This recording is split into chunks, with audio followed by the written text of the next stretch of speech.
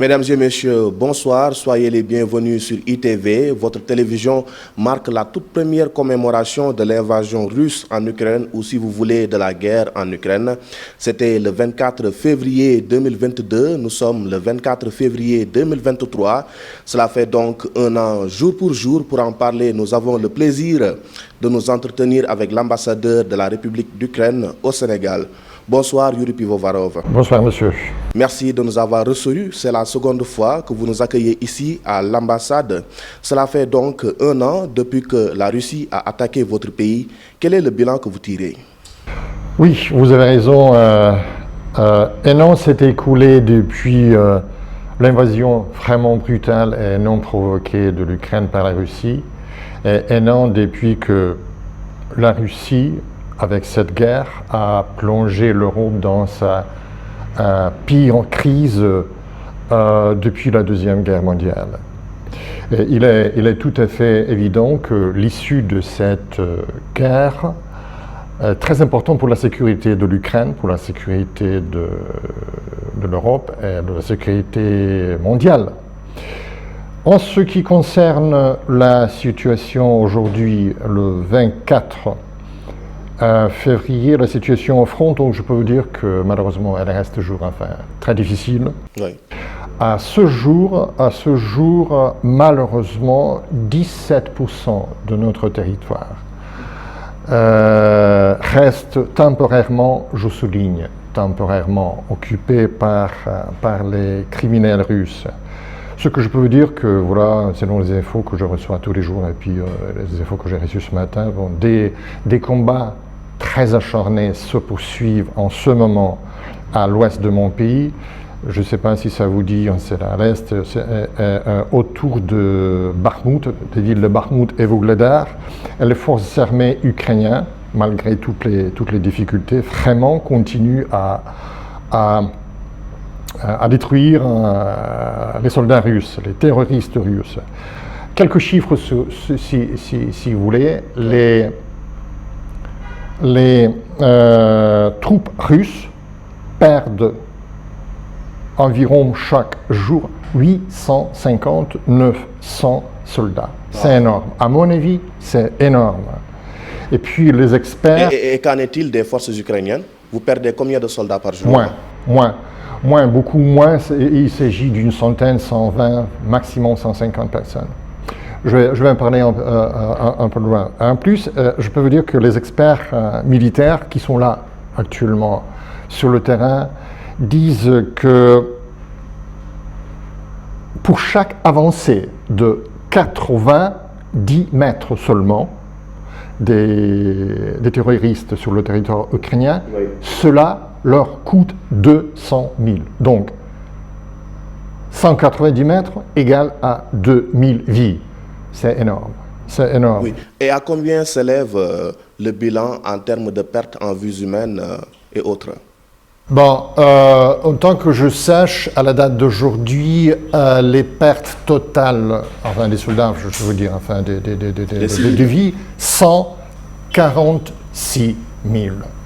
C'est énorme, c'est inimaginable, c'est énorme. Mais on voit que vraiment le patron du Kremlin, de toute façon, continue à mobiliser encore voilà, des soldats pour qu'on puisse faire aussi. Mais de toute façon, à mon avis, c'est absolument absurde ce qui se passe là actuellement, surtout avec les pertes, puisque c'est vraiment énormément. Et ce qui m'étonne, c'est le silence.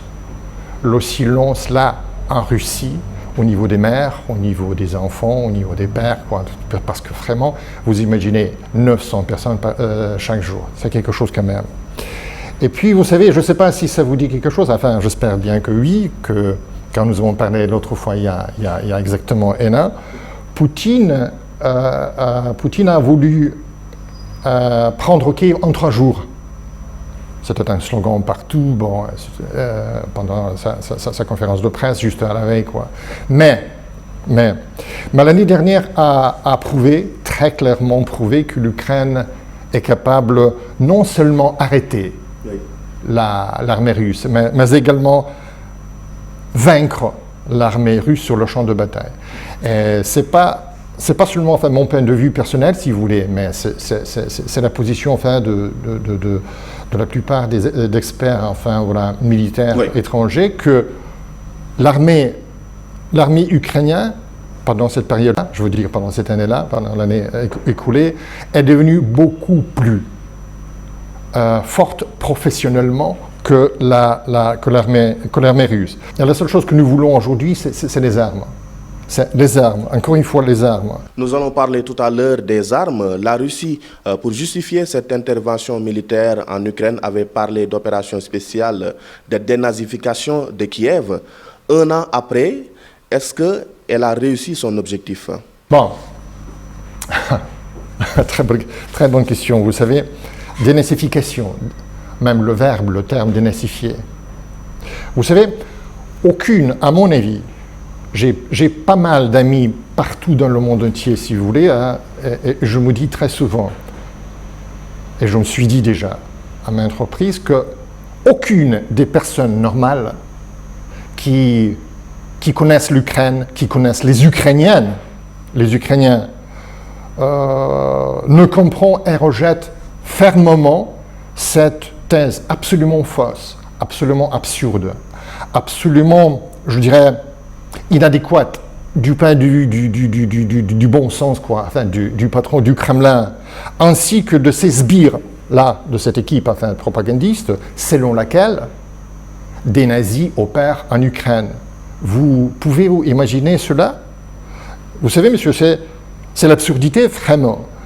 C'est l'absurdité la plus incroyable que le monde ait jamais entendue. Très bien. Vous savez, en ce qui et voilà, avec cette absurdité, la Russie veut dénazifier mon pays. Mais c'est un non-sens, c'est un délire. Oui. C'est un délire. Mais vous voyez, moi je parle du monde. Moi je viens de dire que c'est le monde, mais ce n'est pas la Russie. J'ai l'impression que la Russie, je ne sais pas pour quelle raison, il ne fait pas partie enfin, du monde actuel, puisque la Russie vit dans sa propre monde parallèle. Et puis, vous voyez... Vous voulez parler de la nostalgie de l'Union des républiques soviétiques socialistes? Oui, en quelque sorte, puisque de toute façon, il y avait toujours un monde, notre propre monde, avec la législation, avec tout ça propre. Mais ce n'est pas le cas aujourd'hui, puisque le monde est très globalisé aujourd'hui. Et en plus, le monde entier, là, en parlant de cette soi-disant dénazification, tout le monde voit très clairement ce que ces barbares font actuellement en Ukraine, sur le net, enfin, 24 sur 24. Tuant des civils, enlevant des enfants, violant des femmes, commettant des pillages là où ils se trouvent. Et vous voyez, ce pays terroriste, avec tout ça, elle a l'audace, elle a le courage enfin, de dire que nous allons dénazifier l'Ukraine. Vraiment, encore une fois, c'est absurde. Et encore, à cet égard, oui. Il y a encore une chose très importante, monsieur.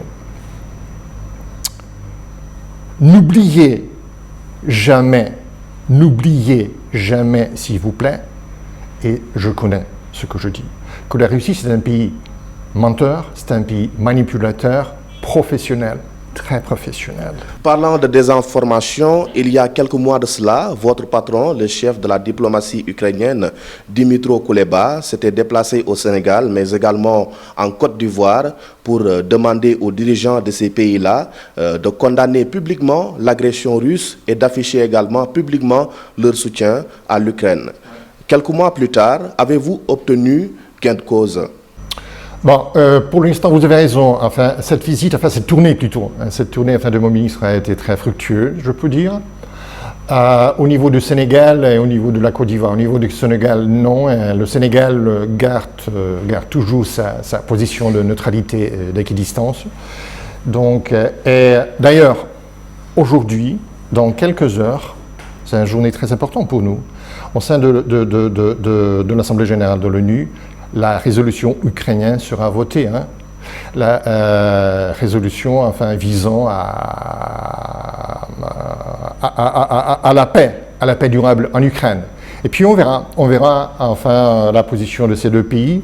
En tant que je sache, je n'ai pas de confirmation officielle de la part du ministère sénégalais des Affaires étrangères, mais je suis très proche de penser que traditionnellement le Sénégal va s'abstenir.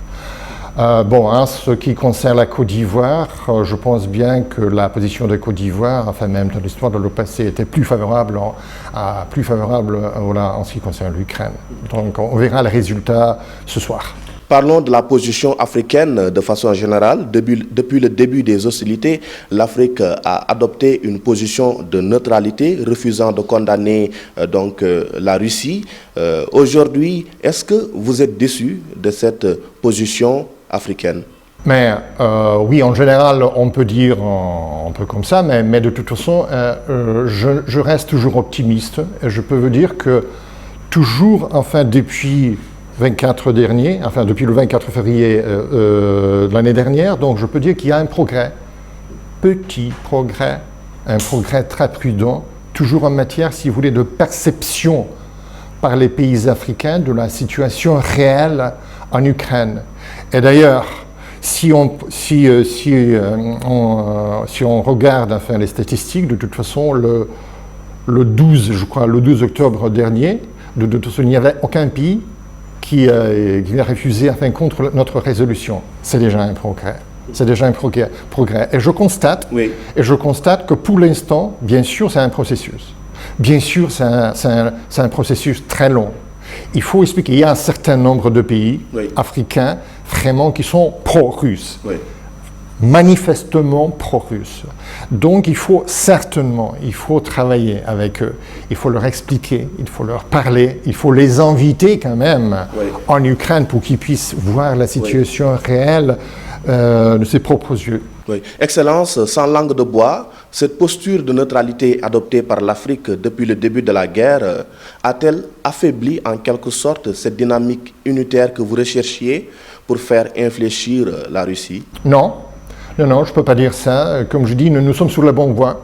Nous sommes sur la bonne voie. Actuellement, le processus est très, très, très actif. Bien sûr, ça ne marche pas comme des cacahuètes tout de suite, bien sûr, mais le processus est en cours. Et je vois déjà des premiers signaux optimistes en matière de communication avec certains pays qui sont déjà devenus un peu plus objectifs, je veux dire, et un peu moins pro-russe. On va voir ce que vous pensez de la posture sud-africaine.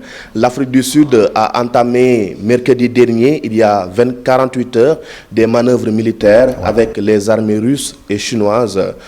Ces manœuvres militaires vous ont-elles fait mal? Oui, bien sûr. Moi, j'ai été franchement un tout petit peu choqué, mais de toute façon, ça ne m'étonne pas du tout enfin, la position enfin, de l'Afrique du Sud. Ça, c'est sûr, c'est un membre enfin, du BRICS, avec la Russie, avec d'autres pays, avec la Chine, entre autres. Et bon, c'était bien sûr cette idée, enfin, ces manœuvres enfin, militaires ont été initiées d'une manière très démonstrative, ça c'est sûr, par la Russie. Du point de vue militaire en tant que tel, je ne vois pas ce qu'a fait la Russie, enfin, ces manœuvres militaires peuvent donner enfin, en matière pratique, je veux dire, enfin, à l'Afrique du Sud, c'est plutôt un geste, c'est plutôt une manipulation, je veux dire. Mais de toute façon, c'est très démonstratif. Mais malheureusement, je constate que pour l'instant, oui, l'Afrique du Sud ainsi que d'autres pays restent un satellite très, très, très fidèle de la Russie sur le continent africain. Mais nous, je répète encore une fois, nous continuons à travailler avec tous les pays du continent africain. Alors, le président de la République, Macky Sall, vient d'achever son mandat à la tête de l'Union africaine. Au début de la crise, il s'était déplacé à Sotchi, en Russie, pour obtenir une désescalade, mais également pour la libération des stocks de céréales avec la levée du blocus sur le détroit d'Odessa. A-t-il assez fait ou pouvait-il mieux faire?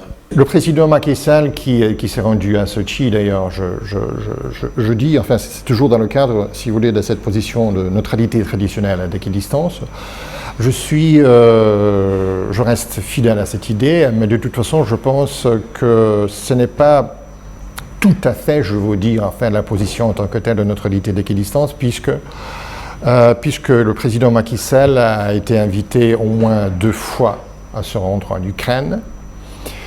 Et je peux vous dire que moi j'attendais cette visite au mois de janvier dernier, mais ce n'était pas le cas. On a proposé à la partie sénégalaise quelques dates, mais l'agenda, tant que je comprends, l'agenda du président ne lui a permis pas de toute façon d'effectuer cette visite en Ukraine en tant que, à l'époque, le mois dernier, en tant que le président en exercice de l'Union africaine.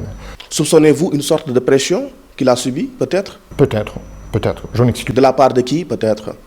De la part des collègues, de la part de ses collègues, je ne sais pas, enfin de la part des collègues des leaders des pays qui sont pro-russes, beaucoup plus russes, et qui ont donné tout simplement un bon conseil de s'abstenir de cette visite. Mais de toute façon, à mon avis, il faut le faire, il faut effectuer cette visite, puisque vraiment, tant que je sache, le président Macky Sall a promis personnellement et directement au président Zelensky de se rendre à Kiev au mois de janvier, mais malheureusement ce n'est pas le cas. On attend, il est toujours le bienvenu, mais déjà seulement comme le président de la République du Sénégal.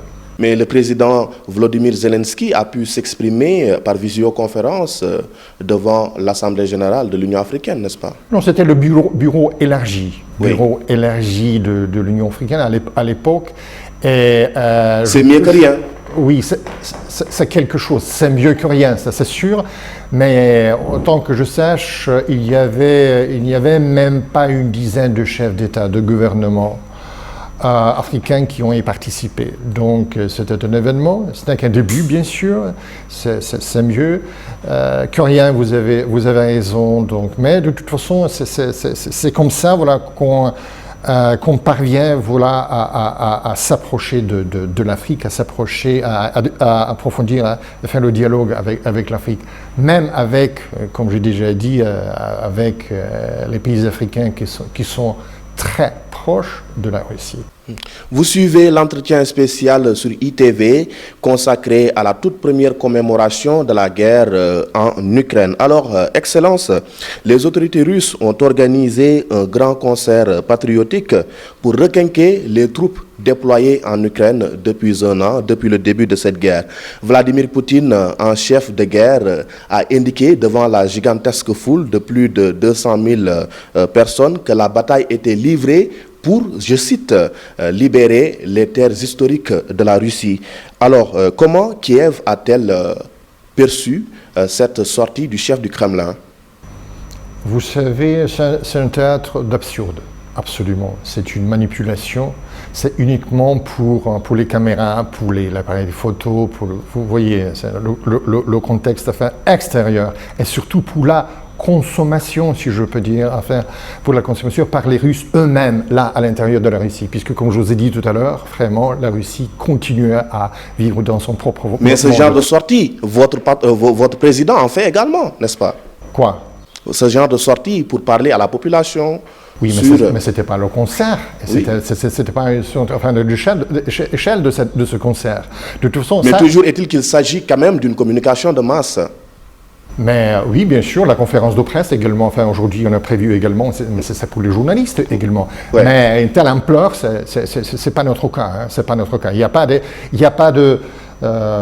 d'événement, si gai, si amusant, sous forme de concert, des danses, les chants. Non, à mon avis, c'est vraiment absurde. C'est absurde. Et ça ne mérite pas d'être même de mes commentaires, franchement. Alors, l'Institut ukrainien Rating Group a réalisé une étude qui prouve que 95% des populations ukrainiennes croient en la victoire de leur pays sur la Russie.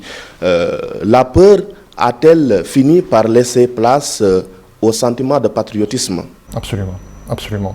De toute façon, je peux vous dire que la peur en tant que telle, vous venez de dire, durait à l'époque le 24 février, seulement à partir de 4 heures du matin, quand l'Ukraine a été attaquée par les Russes le 24, je répète encore une fois, février l'année dernière, durait à partir de 4 heures du matin, la première bombe qui est tombée là sur le territoire ukrainien, jusqu'à 20 heures maximum, ou bien 18 heures le même jour. C'était la peur, puisque c'était vraiment inattendu, puisque la population, tout le monde a été choqué. Mais après, nous sommes des Ukrainiens, vraiment, on s'est adapté d'une manière hyper dynamique, voilà, à la situation réelle. Et bien sûr, l'optimisme et puis enfin la confiance à notre forces armées, bien sûr, sinon, il n'y a pas de peur, Nous avons parlé tout à l'heure de la sortie de Vladimir Poutine dans un stade de Moscou. Parlons cette fois-ci d'une réaction du secrétaire général des Nations Unies. Le premier anniversaire de l'invasion de l'Ukraine par la Russie représente un sombre jalon et un affront et pour l'Ukraine et pour la communauté internationale, d'après Antonio Guterres. Êtes-vous en phase avec lui? Oui, bien sûr, enfin le bilan en tant que tel, puisqu'il a parlé du bilan de cette guerre, du bilan d'un an de cette guerre qui est lourd, ça c'est sûr, il est lourd. Je partage entièrement sa vision que pour l'instant, si aujourd'hui, à mon avis, la guerre russe arrive à un certain tournant. Aujourd'hui, au bout de cette année, d'une année écoulée. Si on applique une analogie footballistique, si vous voulez, à 12 mois de cette guerre, on peut dire que le score aujourd'hui est de 1 à 1 et le match est à la 70e minute. Voilà ma réponse. Alors, depuis le début de la guerre, vos autorités plaident pour la création d'une cour spéciale pour enquêter sur les exactions qui seraient commises par les armées russes contre les populations civiles en Ukraine. Donc, un vœu réitéré également par la première dame ukrainienne, Olena Zelenska, devant l'Assemblée générale des Nations unies cette semaine-ci. Pourquoi vous insistez tant pour la création de cette juridiction d'exception? Mais parce que c'est tout à fait évident. Tout criminel, c'est ma position, c'est notre position, c'est la position de tous les gens normaux, que tout criminel, indépendamment de toute façon de son poste, la position, doit être puni pour les crimes commis. C'est tout. Mais on voit la position et on voit cette certitude, vous voyez, cette certitude très superficielle, vraiment très sûre, enfin, de ce chef du Kremlin que vraiment je ne serai, on peut le constater, je ne serai jamais puni.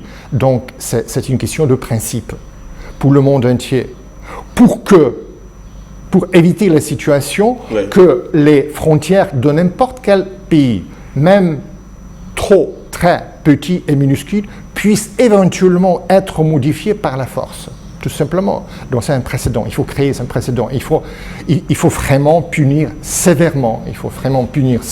Enfin, la Russie, pas seulement Poutine, mais la Russie, puisque la majorité des Russes, ce sont le Poutine collectif, ça c'est sûr, puisque enfin toute la Russie, enfin le supporte et le soutient énormément. Bien sûr, il faut le faire. Ce tribunal, il faut formuler le tribunal. La Chine, la seconde puissance militaire et économique au monde, l'un des pays rares alliés de la Russie, a concocté un plan de sortie de crise pour la résolution pacifique de la guerre. Vous dénoncez le fait qu'elle ne vous a pas consulté. Sur quoi vous fondez-vous pour proférer ces accusations à l'égard de Pékin? Bon, je peux vous dire que c'est seulement hier, selon mes infos que j'ai reçues, c'est seulement hier que mon ministre a reçu de main en main voilà le projet de cette formule, si vous voulez, quoi.